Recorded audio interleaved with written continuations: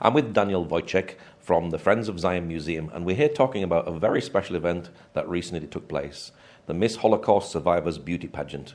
Tell us a bit more about the event, Daniel.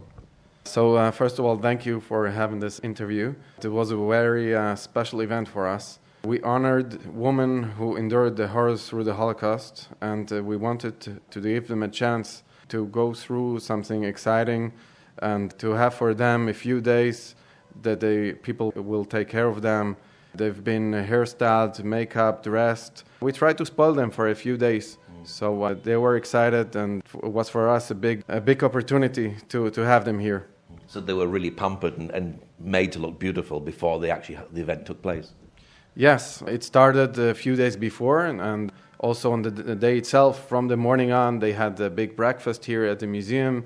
And afterwards, we had many hairstylers coming here and people that made for them makeup and much more. Now, you're doing this with the Helping Hands Foundation. Why did you want to do this event? We thought that's a big opportunity for us. We having Holocaust survivors here the whole year. That's something that our founder, Dr. Mike Evans, it's very important for him to take care of Holocaust survivors that are still here in Israel.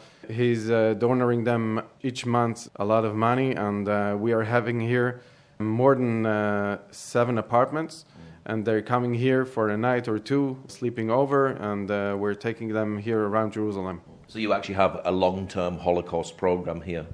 Yeah, that's right. They're coming over here, and we're taking care of them together with Yad Ezer Lechaver, and it's something very exciting for us. How many ladies participated in the event? 10 ladies, and the ranging age of them is between 80 and 90. Wow. And was this broadcast on television? Yes, it was broadcast on television and on many other channels, also on radio. I think there were here between 30 and 40 journalists. Wow. Did it make them feel special? Of course. This is not a normal event. And when I told friends and other people about this event, some people didn't understand what I'm talking about. I had to explain what it is exactly. Did you get to hear some of their stories? What was it like being in a room with so many survivors who've been through so many horrors of humanity? It was very special, I think, for each of us. The whole staff also here in the Friends of Zion Museum were excited, and we heard so many different stories.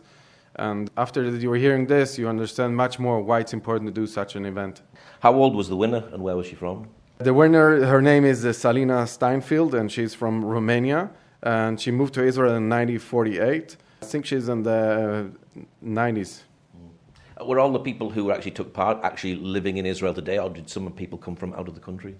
No, all of the Holocaust survivors that were participating were from Israel. A few of them are from the north, from Haifa, and some others are from here, from Jerusalem.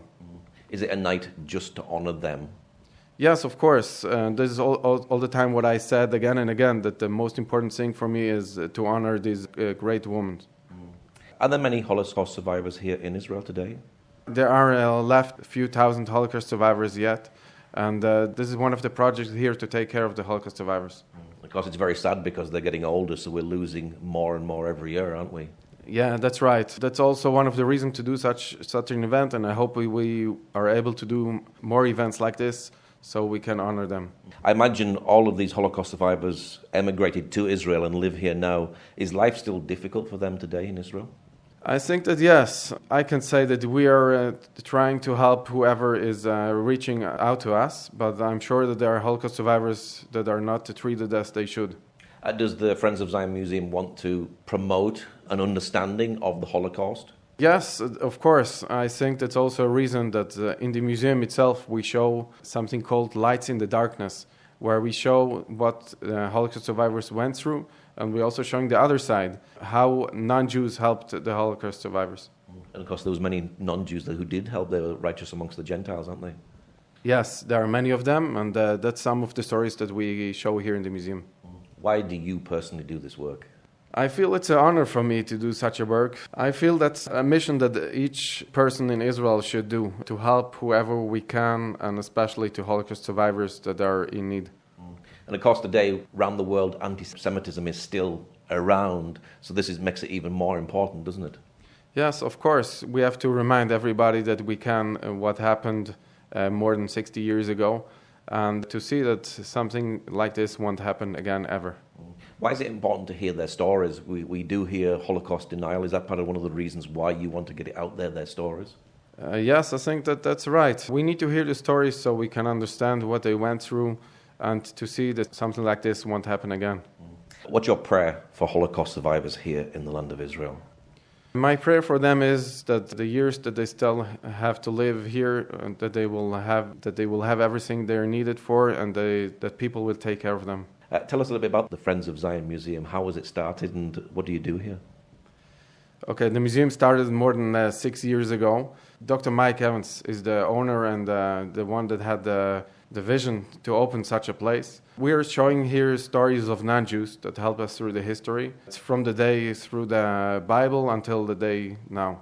What's your website for people who'd like to know more about the Friends of Zion Museum? It's www.fozmuseum.com. Okay, Daniel, thank you very much. Thank you.